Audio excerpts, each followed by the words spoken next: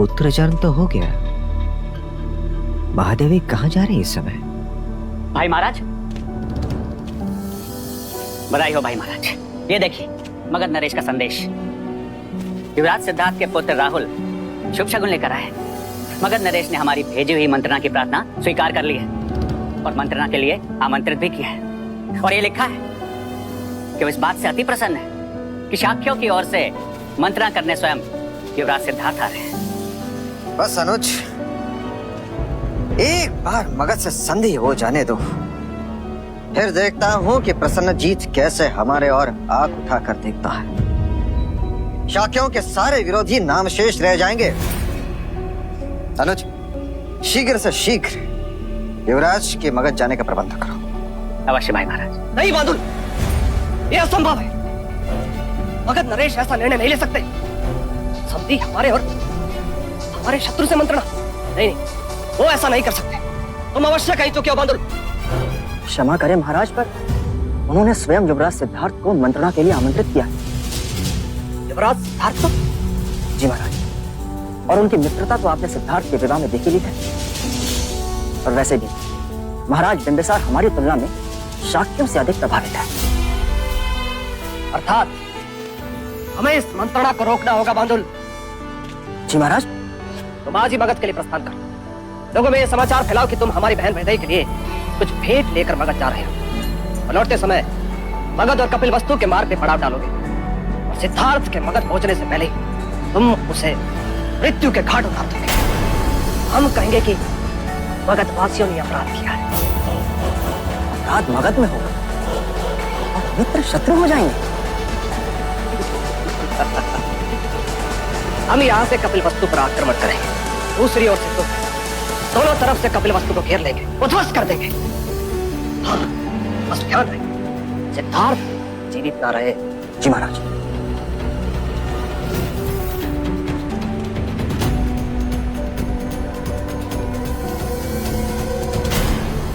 आर्यक, तुम युवराज सिद्धार्थ के साथ अपने सैनिक लेकर मगध जाओगे और युवराज को पूरी सुरक्षा प्रदान करोगे। जी महाराज, उनकी सुरक्षा अर्थात हमारी सांसें महाराज।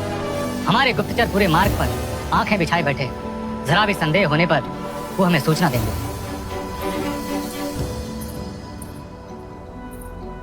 महादेवी, आप यहाँ? क्षमा करें महाराज, पर मैं आपसे बात करना चाहती हूँ। एकांत।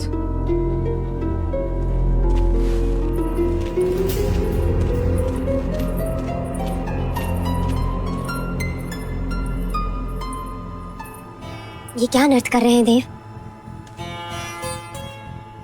कैसा अनर्थ देवी? मैंने सुना आप युवराज को मगध भेज रहे हैं। मैं नहीं भेज रहा हूँ देवी, उसके लिए आमंत्रण आया है। परंतु क्या ये अनर्थ नहीं कि जिसे कपिलवस्तु की सीमाओं के बाहर जाने की भी अनुमति नहीं दी आपने, आज उसे इतनी दूर मगध भेज रहे? समय समय की बात है, तब मेरे मन मस्तिष्क पर केवल लसित मुनि की भविष्यवाणी ही गूंजती थी कि सिद्धार्थ सन्यासी बनेगा। परंतु अब वो भय नहीं, सिद्धार्थ बड़े हो गए। एक क्षत्रिय के भांति शस्त्र और शास्त्र में परिपूर्ण है, अपना भला बुरा भली भांति समझते, विवाह कर चुके हैं और अब तो उनकी गोदी में पुत्र भी है। अब मैं निश्चिंत हूं कि वो संसार से विमुक्त हो ही नहीं सकते। मगध नरेश महाराज बिंबिसार उन्हें अपना मित्र मानते हैं। मंत्रणा का सुझाव स्वयं सिद्धार्थ का था, इसलिए मैंने उसे अनुमति दे दी।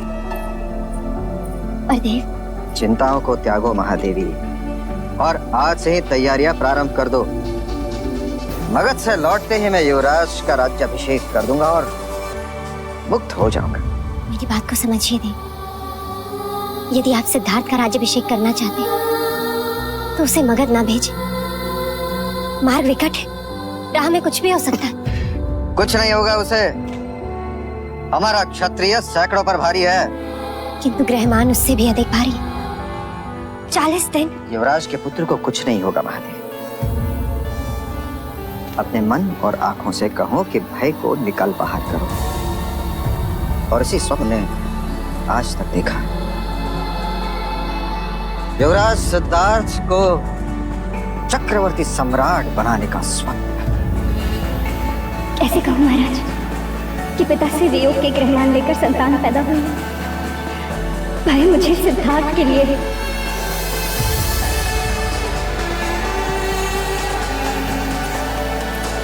अब क्या करूं? कैसे रोकूं सिद्धार्थ को मगध जाने से?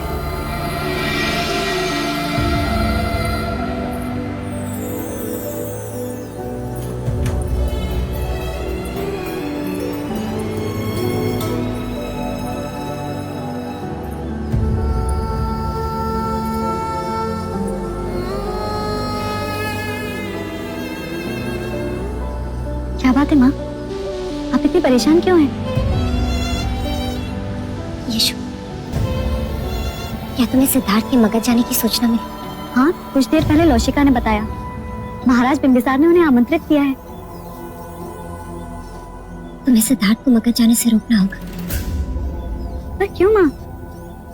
महाराज और आप भी तो यही चाहते हैं कि युवराज सांसारिक बातों में, राजनीति में रुचि लें, और आज जब वो स्वयं भी वही चाहते हैं यशु।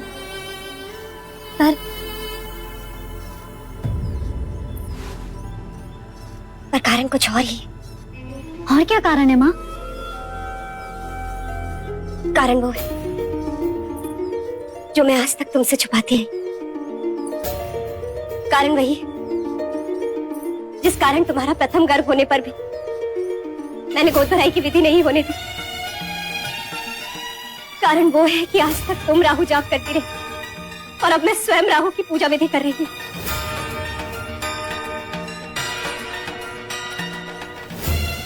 ग्रहमान भारी,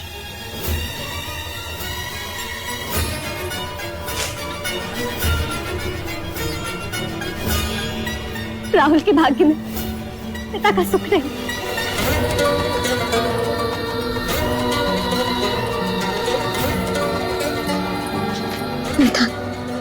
सिद्धार्थ की मृत्यु या सिद्धार्थ से वियोग।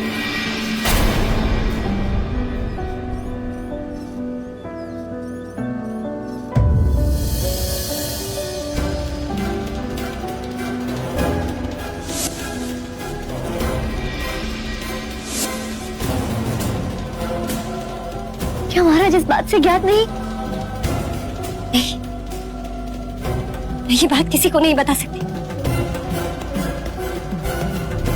कि भूल से भी महाराज तक ये बात पहुंच गई कि राहुल का जन्म सिद्धार्थ पर भारी, वो राहुल के साथ कुछ भी कर सकते हैं। यशु, तुम जानती हो कि महाराज सिद्धार्थ से बहुत प्रेम करते हैं। यशु, बस तुम ही हो जो सिद्धार्थ को मगध जाने से रोक सकती हो। यशु, कुछ भी करो, कुछ भी करके सिद्धार्थ को मगध जाने से रोक लो।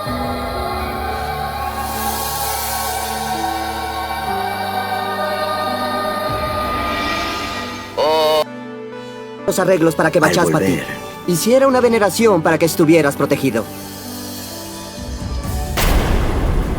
Ahora debes ungirlo.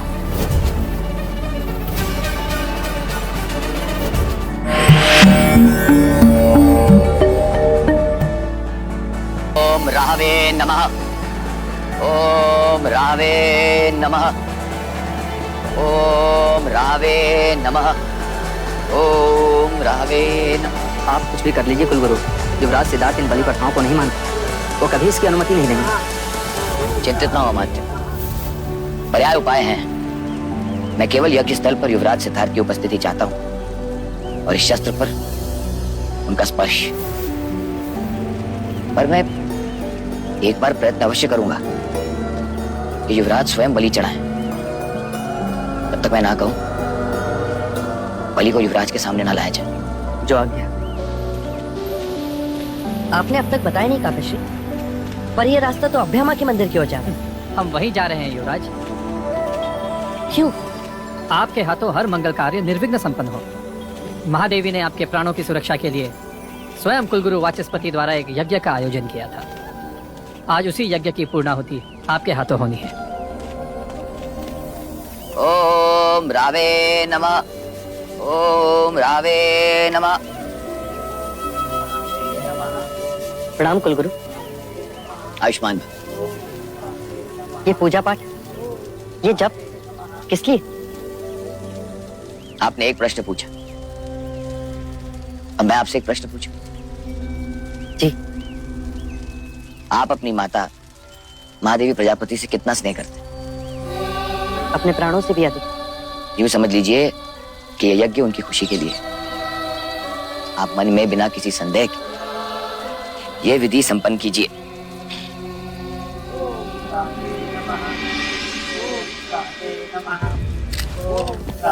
आयुष्मान भव।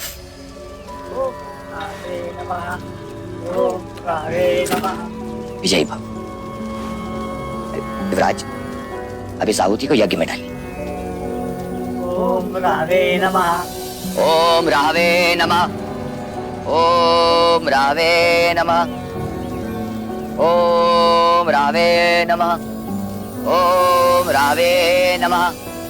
ओम रावे नमः।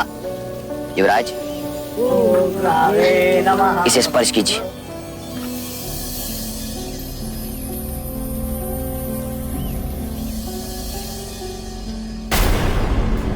अब इसे तिलक लगाइए। वो किस लिए? जो शस्त्र सुरक्षा करे उसकी पूजा भी तो करनी चाहिए।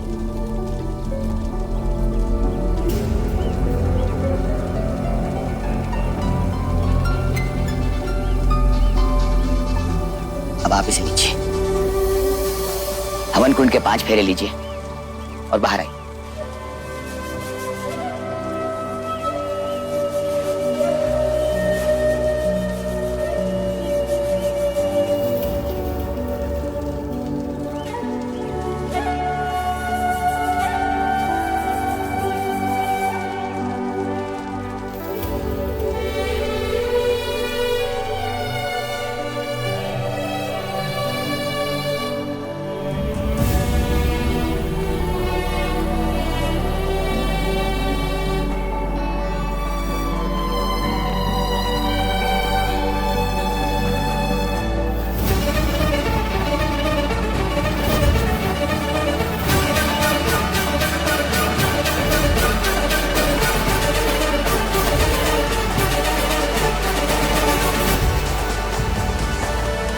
युवराज, अब कोई संदेह नहीं, कोई भी सोच नहीं। ये यज्ञ आपकी प्रजा के लिए, आपकी माता की खुशी के लिए है। ये यज्ञ कपिल वस्तु के भावी सम्राट के लिए है। ये यज्ञ आपकी कुंडली में पड़े पापी ग्रहों के लिए, जो आपके प्राणों की बलि चाहते हैं।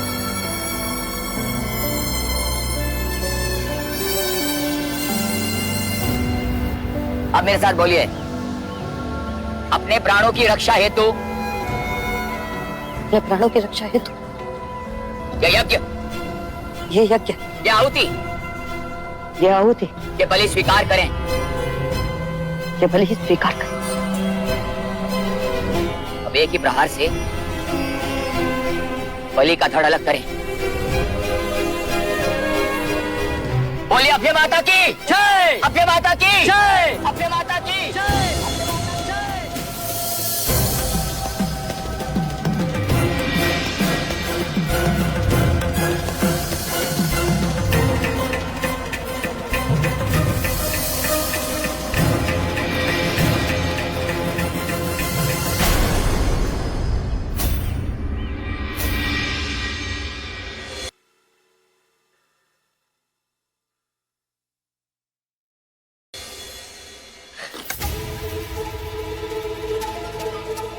ये आपने क्या किया युवराज? ये आप मुझसे क्या करा रहे हो कुलगुरु? ये बलि पूजा है, आपको माँ अभय को बलि चढ़ानी है। क्यों? किस लिए? इस बलि के बाद आपके सारे संकट समाप्त हो जाएंगे। अर्थात अपने प्राण बचाने एक निर्दोष मूक पशु के प्राण हर लूं? सुनकर भी धिक्कार आता है कुलगुरु, आपको सोचकर नहीं आता? युवराज, ये बलि आवश्यक है, शास्त्रों में लिखा है। पढ़ा है मैंने, जो शास्त्रों में लिखा है, कथित ईश्वर को प्रसन्न करने अपनी प्रिय वस्तु अर्पण करें, और मनुष्य को अपने प्राणों से अधिक कुछ प्रिय नहीं। पर वो अपने प्राण नहीं दे सकता, इसीलिए इन मूक पशुओं की बलि चढ़ाता है। यदि आपके बलि नहीं देंगे तो राजा अभी तुरंत बलि देंगे। मैं उन्हें भी रोकूंगा। युवराज, तुम्हारे प्राणों से कपिल वस्तु का भविष्य जुड़ा है। इसीलिए इस निर्दोष का भविष्य छीन लूं। यदि यह बलि नहीं चढ़ाई गई मृत्यु योग प्रबल होगा। तो मैं अपनी मृत्यु से स्वयं लड़ूंगा, पर जो लड़ नहीं सकता उसे मरने नहीं दूंगा।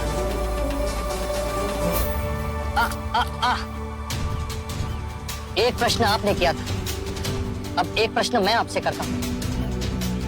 कपिल वस्तु से कितना स्नेह करते हैं आप? अपने प्राणों से भी अधिक। कपिल वस्तु को मेरी आवश्यकता है, मेरे लिए एक बलि की आवश्यकता है, तो आप स्वयं अपनी बलि दीजिए कुलगुरु। मेरे संकट भी टल जाएंगे और आपकी पूजा भी पूर्ण हो जाएगी। जो प्राण दे नहीं सकते वो प्राण ले भी नहीं सकते। आ, आ, आ, आ, आ, आ।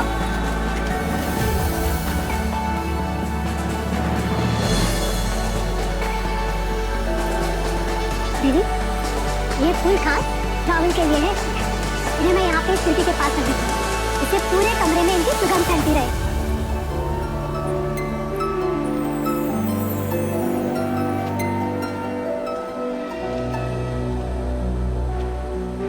राहुल के आने के पश्चात ये कमरा जैसे महकने लगा है गुप।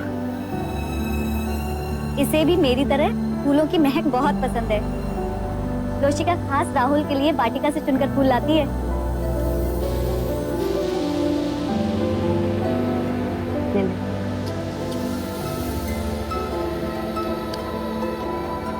आज आप बहुत प्रसन्न दिखाई दे रही हैं। हाँ, आज मैं बहुत खुश हूँ क्योंकि आज मैंने एक पशु के प्राण बचाए। वो कैसे? कुलगुरु वाचस्पति उसकी बलि देना चाहते हैं। कहते हैं कि मेरे ग्रह विपरीत है, इसीलिए बलि देनी होगी। अब तुम ही बताओ गोपा, मेरे ग्रह विपरीत हो रहे, उस बेचारे प्राणी का क्या दोष? वो क्यों अपने प्राण गवाए? कहते हैं राहु दोष। और मैंने कहा कोई राहु मेरा कुछ नहीं बिगाड़ सकता जब तक मेरा ये राहुल मेरे साथ है। क्यों राहुल? फिर क्यों जा रहे हो उस राहुल को छोड़कर मगध देश?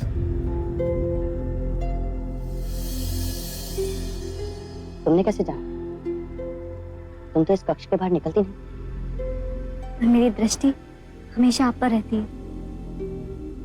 फिर तो तुम इस बात से भी ज्ञात होगी कि क्यों जा रहा हूं। क्या आपकी जगह कोई और नहीं जा सकता? इस समय मुझे और राहुल को आपकी बहुत आवश्यकता है। कुछ ही दिनों की तो बात है कुबा। अर्थात आपके लिए मगध जाना हम दोनों से भी अधिक महत्वपूर्ण है। मगध जाने से कपिल वस्तु सुरक्षित रहेगा, मगध से व्यापार बढ़ेगा तो लोग सुखी होंगे। मेरा जाना मेरे लिए नहीं, लोक कल्याण के हेतु। पीड़ा हुई सुनकर हम दोनों की तुलना में लोक कल्याण अधिक आवश्यक है। गोपा,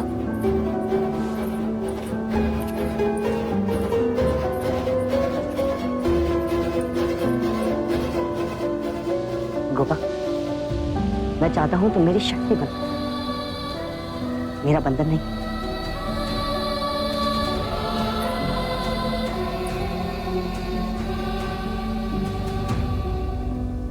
मैं तो केवल आपकी सुरक्षा चाहती हूँ। में अगर आपको कुछ नहीं होगा मुझे गोपा। यदि मनुष्य को अपनी शक्ति पर विश्वास हो तो कोई ग्रह उसका कुछ नहीं बिगाड़ सकते। देखो, प्रकृति ने मेरा रास्ता फूलों से भर दिया। अब तुम भी मुझे हंसकर विदा करो।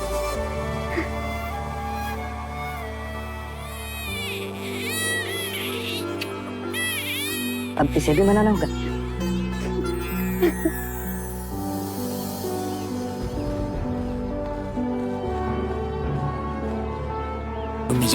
Envía mensajes a todos nuestros espías y agentes. Diles que se reúnan. Enfrentaremos al cruel Bandul al verlo.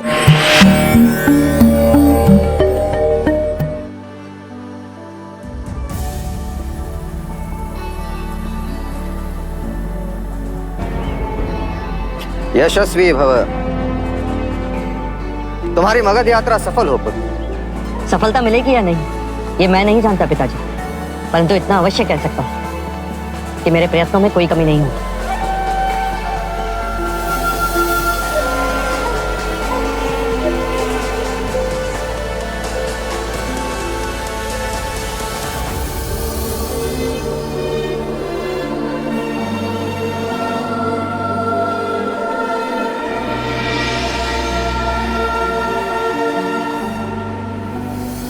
Magadh के वासी लगना चाहिए तुम सब। ऐसा स्वंग रचो कि कोई पहचान ना पाए। लगना चाहिए कि किसी बारात ने पड़ाव डाला। कहो, क्या समाचार लाए? दूर दूर तक कोई मनुष्य दृष्टि में नहीं आता। दृष्टि चूकी नहीं चाहिए। धूल भी उड़े तो समझो शत्रु का आगमन है। चौकन्ना रहो। और कोई पूछे तो कहना है। क्या कहना है सेनापति जी? कहना क्या है? मगध से कपिल वस्तु की तरफ जाना है। और इस घड़ी के बाद कोई भी कौशल नरेश की बात नहीं करेगा। पहरा बदलते रहो। चेहरे पर पथरीले रंग लगा दो। चट्टानों पे छुप जाओ। कुछ रास्ते के मार्ग में छुप जाओ। मार्ग के खड्डों में छुप जाओ। जाओ। अपनी सांसें भी संभाल कर लेना। हमारा सामना सिद्धार्थ से। चिंतित न हो सेनापति जी, जंगल के हर पत्ते पर हमारी दृष्टि है।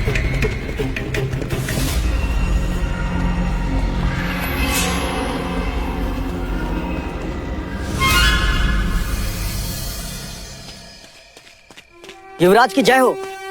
कौशल्य, क्या आगे मार्ग भय रहित है? नहीं महाराज, आगे कौशल नरेश प्रसन्नजीत के सेनापति बांदुल ने अपने सैनिकों के साथ पड़ाव डाला है और प्रतीत होता है कि युवराज सिद्धार्थ के लिए वो घात बिछाए बैठे हैं।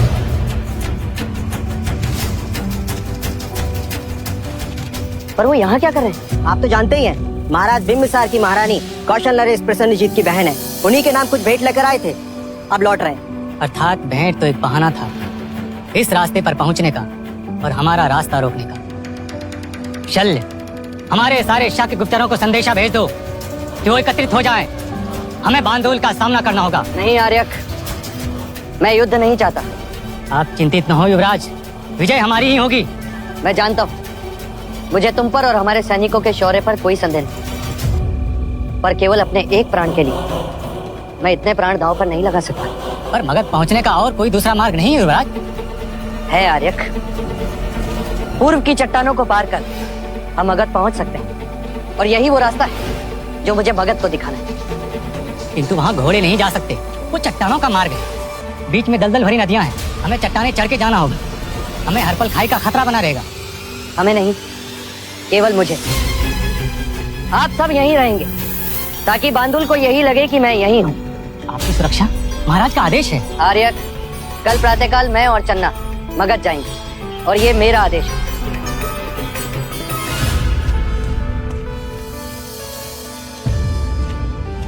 महाराज की जय हो। क्या समाचार है मगध से? मोर्चे संभाल लिए गए महाराज, जाल बिछाया है, बस आखिर की प्रतीक्षा कर रहे हैं। संदेश भेजो कि हील चाल गुप्त रहे, मगध नरेश तक ये बात ना पहुंचे। जी महाराज। महाराज की जय हो। अभी अभी कपिल वस्तु से समाचार मिला है कि युवराज सिद्धार्थ मगध की ओर निकल चुके हैं।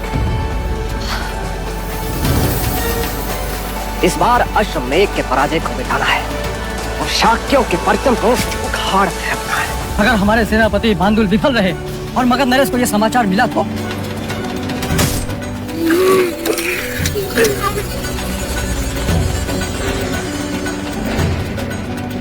अब जो हमारी विजय पर संदेह करेगा उसे देह दान करना होगा।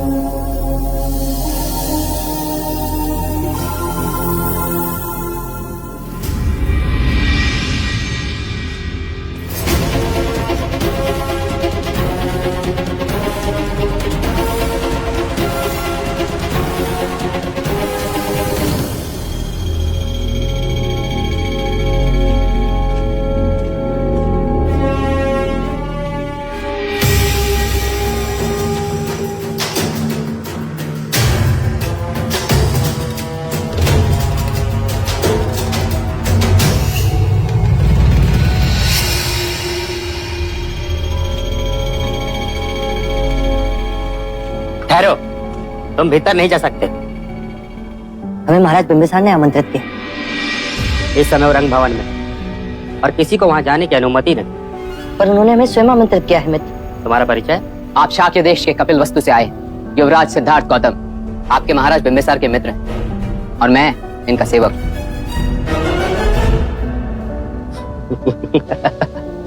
युवराज, और आप, हम कैसे मान लें? कहिए, क्या प्रमाण दें हम आपको? क्या तुम्हारे पास आमंत्रण पत्र है? नहीं, इस समय तो नहीं। तो क्या तुम्हारे पास अपने राज की कोई मोहर है? नहीं, इस समय तो वो भी नहीं। तो फिर महाराज से मिलना भी नहीं हो सकता। हाँ, पर मेरे पास उनकी मित्रता की मोहर अवश्य है। ये मगध नरेश से मेरी मित्रता का प्रतीक है, देखते ही पहचान लीजिए।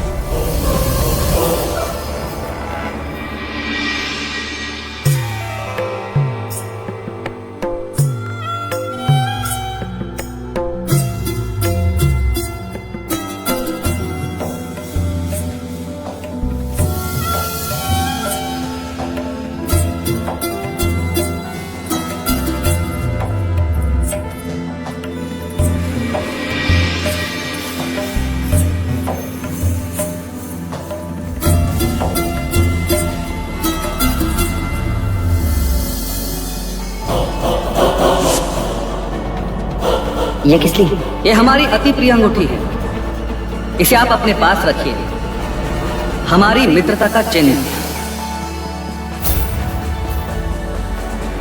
युवराज सिद्धार्थ आए हैं।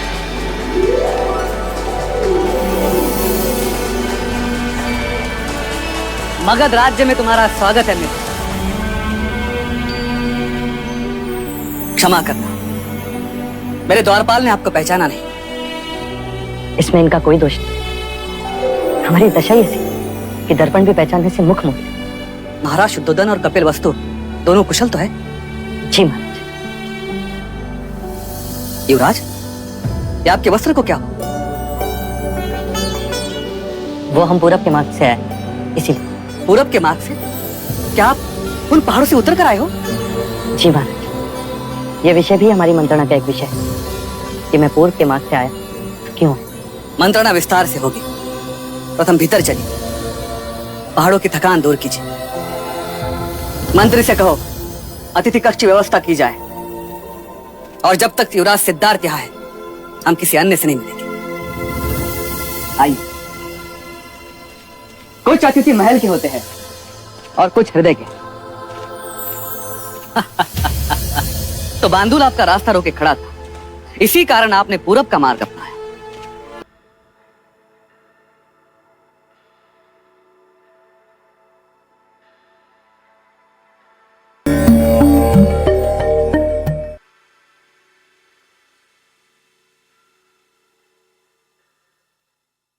वाह, बड़ी चतुराई दिखाई आपने। अब वो आपका मार्ग में प्रतीक्षा कर रहा है और आप यहाँ मेरे साथ। युवराज, यदि मुझे पहले पता होता तो मैं अपने सैनिकों को आपको लेने के लिए कपिलवस्तु भेज देता। सैन्य दल तो मेरे साथ भी था महाराज। बांदुल का सामना हम सरलता से करते और उसे पराजित भी करते, परंतु मैं युद्ध नहीं चाहता था। अकारण ही दोनों ओर के सैनिक अपने प्राण क्यों खोए? और मेरा आपसे मिलने का यही एक कारण है, मैं शांति चाहता हूं। कोई किसी से ना लड़े, सारी प्रजा सुख और शांति से जी। युवराज, आपके विचार तो अति उत्तम है, इसके लिए आपने क्या सोचा? शाक्य देश से रोहिणी नदी बहती है, जिस पर मैं सेतु बनवा रहा हूँ, जो पूर्व की चट्टानों को जोड़ेगा, जिसको चीरते हुए मार्ग मगध तक पहुंचेगा। इस मार्ग के उपयोग से आपका लोहा पश्चिमी देशों और उत्तर भारत तक पहुंचाया जा सकता है। इस समय आप व्यापार कौशल के मार्ग द्वारा करते हैं, जिससे आपके प्रवास में दिन भी अधिक लगते हैं और जगह जगह भारी चुंगी भी देनी पड़ती है। यदि आप हमारे शाक्य के मार्ग से व्यापार करेंगे तो आपका समय भी बचेगा और आपको चुंगी भी एक ही बार देनी पड़ेगी, वो भी मित्रता के नाम पर। और आपसे हमारी मैत्री संधि के कारण कौशल नरेश प्रसन्नजीत हम पर आक्रमण नहीं करेंगे, और कौशल आपसे युद्ध नहीं करते क्योंकि वो आपके संबंधी। और वैशाली गणतंत्र के साथ आपके और हमारे विचारधारा मेल खाती है, तो उससे चारों देशों में शांति बनी रहेगी, सभी सुखी होंगे। युद्ध और ईर्ष्या का अंत होगा और शांति का उदय। मैं आपसे प्रश्न पूछ सकता हूं? जी, क्या मैं आपका शीश चूम सकता हूं? अवश्य।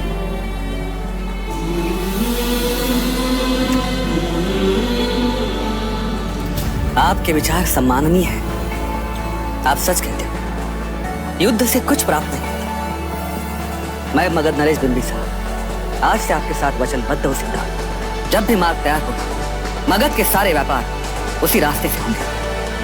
किसी भी घड़ी में आपकी सहायता का अवसर मगध नरेश बिंबिसार अपना सौभाग्य मानेगा।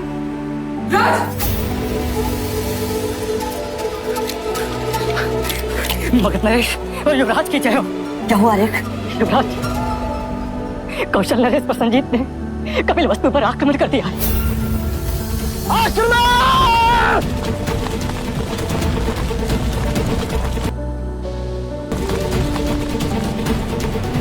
के प्रस्थान करते ही बांदुल ने हम पर आक्रमण किया और फिर वो कपिल वस्तु की ओर गया। युवराज,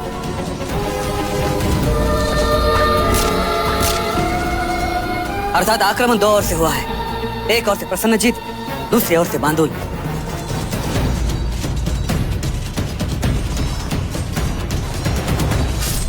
क्या ये समाचार हमारे गुप्तचरों तक पहुंचा? जी महाराज, ये सत्य है। कौशल ने अचानक से आक्रमण किया महाराज।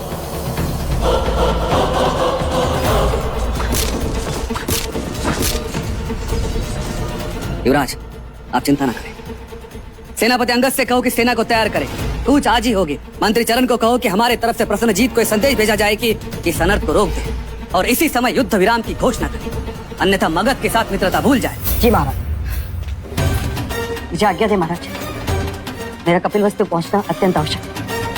युवराज, आप प्रस्थान करें। हमारे कुछ सैनिक आपके साथ नहीं, आपके पैरों के चिन्ह के साथ ही तो आगे कूच करें। मगध आपके साथ है युवराज।